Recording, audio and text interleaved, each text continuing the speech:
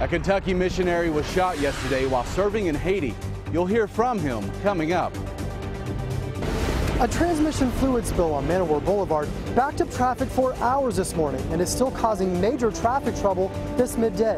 We'll have a live report on traffic impacts coming up. We're looking outside rest of the afternoon. No worries whatsoever. It looks pretty good and actually feels really nice too. Next couple of days though, temperatures skyrocket, humidity goes up, and what does that mean? Yeah, strong, potentially severe storms in the forecast. I'll have the timing on that coming up. Tracking, alerting, protecting. WKYT News starts now with breaking news. And good afternoon, Barbara Bailey and Bill Bryant reporting. We're beginning with breaking news, and we have several stories that are coming down as we hit the air at noon. Multiple firefighters are on the scene of a hazardous material situation on the UK campus right now. At least one building has been evacuated. WKYT's Sean Moody is live on Veterans Drive now with all the breaking development. Sean?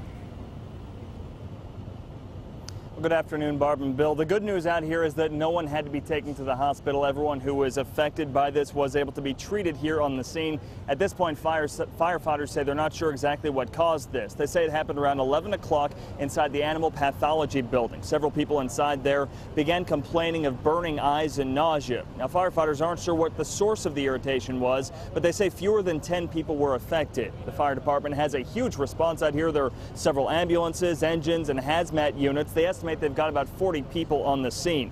They haven't been inside the building yet. They're still waiting on some special equipment for the firefighters to put on before they do that, but they say no one who was inside the building is accounted for. Now, we do expect the fire department to have a news conference here on the scene shortly. As soon as we get more information from firefighters, they're actually standing by right now, so we'll be able to tweet that out. Check for that on Facebook and Twitter. We'll get that out there as we get it. Live in Lexington, Sean Moody, WKYT.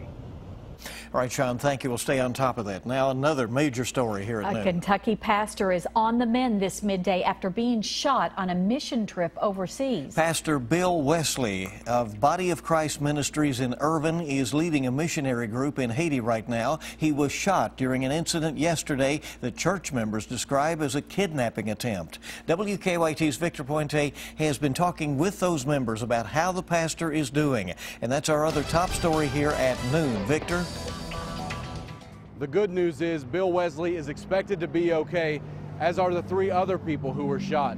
He was doing mission work in Haiti when he was hit by that bullet. A Wesley's secretary tells us the pastor of Body of Christ Ministries took his daughter and a family friend to Haiti to do mission work, and they had been collecting shoes and socks to give to the people there, as well as toys for the children. She said yesterday the group was leaving a service when a car pulled behind them and tried to get them to pull over. She says they tried to get away and the people in the car opened fire. Wesley told her he was hit along with the pastor of the church they were attending there and 2 other people. Wesley still has that bullet in his leg and they're working to get him home. While we were interviewing his secretary, Lynn Daniels, he called her and spoke about the shooting to us. Just because this happened doesn't push me away from it, because I could have been carjacked in Lexington, you know, or something like that. But I don't want this to discourage people from not coming over and helping the people. They're really good. Wesley told her because he's an American, the hospital there wouldn't remove the bullet from his leg. He's flying from Haiti to Miami this evening. In Estill County, Victor Puente, WKYT. Victor, we thank you, and Wesley is expected to arrive back in Lexington at some point tomorrow. Well, it's the moment his family and friends have been waiting for. Nearly 1 year after the murder of a Central Kentucky Marine, 2 men now face charges in the case. Quincenio Canada and Dewan Malazam were already in jail when a Fayette County grand jury indicted them on the murder charge and several robbery charges as well. Police say the pair shot Jonathan Price and his wife Megan back in June of last year. Jonathan Price died. Canada and Malazam are also charged with several other robberies in Lexington last June and July. Malazam's wife, Shalonda, also faces a charge of tampering with physical evidence. The 3 are scheduled to be arraigned in July. A grand jury decided there is enough evidence to send the case against 3 men charged in the murder of a UK student to trial. An indictment names Efrain Diaz Jr., Justin Smith, and Roman Gonzalez Jr. All three are charged with murder and robbery. Police say they killed Jonathan Kruger back in April. Smith is also charged with evidence tampering and fleeing and evading. We're learning some more now about a Kentucky state trooper who was killed in the line of duty. State police say Trooper Eric Chrisman died in a crash on US 62 in Marshall County. He was 23 years old. He was responding to a reckless driver complaint when investigators say he lost control in a curve and crossed the center line as semi then hit his cruiser. We've learned that Chrisman was from Lawrenceburg and he had just graduated from the State Police Academy in January. A leaking truck caused a traffic nightmare on a busy Lexington road. Fuel spilled along Man o' War between Palumbo Drive and Blazer Parkway, prompting police to shut down that stretch of roadway. As WKYT's Mark Barber is live now from the scene with more on the efforts to get traffic moving in that area. Good afternoon, Barbara. To get an idea of why police have been asking drivers to avoid this area of Palumbo Drive and Man o' War for several hours, take a look here at the traffic that is backing up on Palumbo Drive. Traffic has been here, it has been terrible here for hours because this stretch of Palumbo Drive had been blocked all the way up to Man o' War, and the inner and outer loop of Man o' War was also closed up to Richmond Road because a large amount of transmission fluid spilled onto the road here. Now, we just learned in the past 2 minutes that all the roads here have been reopened, so that's good news for drivers. Hopefully some of these traffic lines will start to die down a little bit. Things can start moving a little bit more smoothly.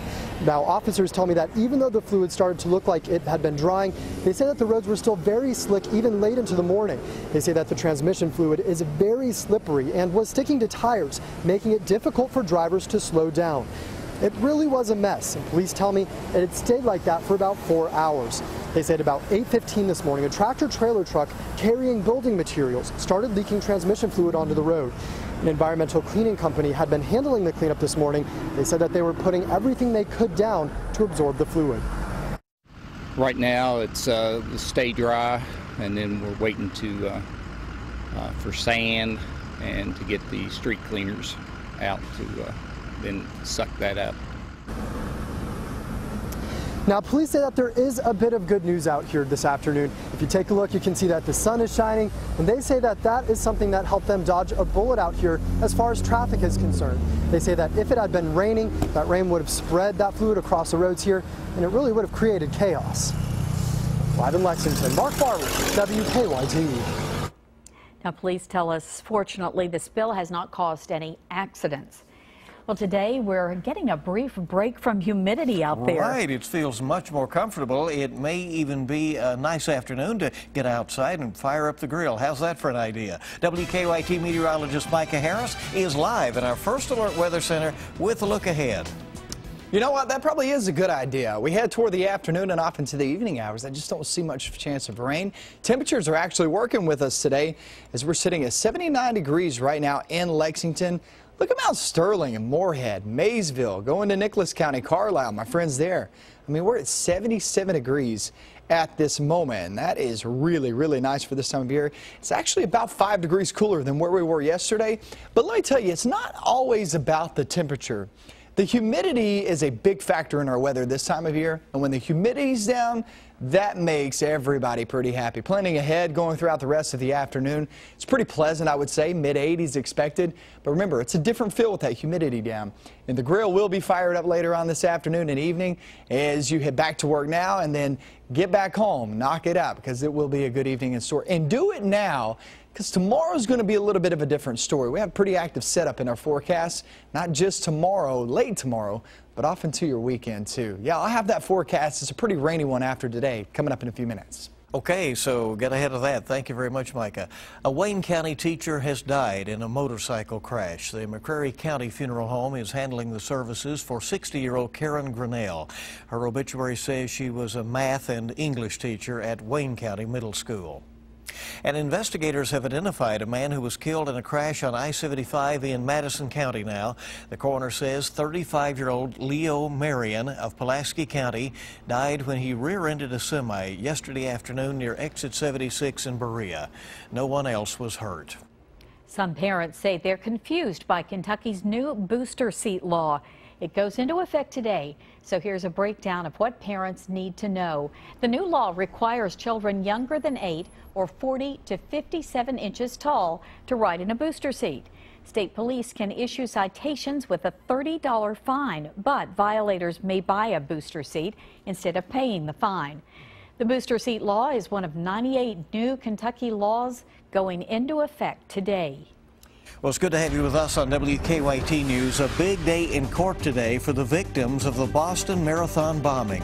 Details on the role they are expected to play as the man convicted of the crime prepares to learn his sentence. Mourners prepare to pay respects to the state senator killed in the Charleston church shooting. I'm Don Champion in Columbia, South Carolina, with the latest coming up.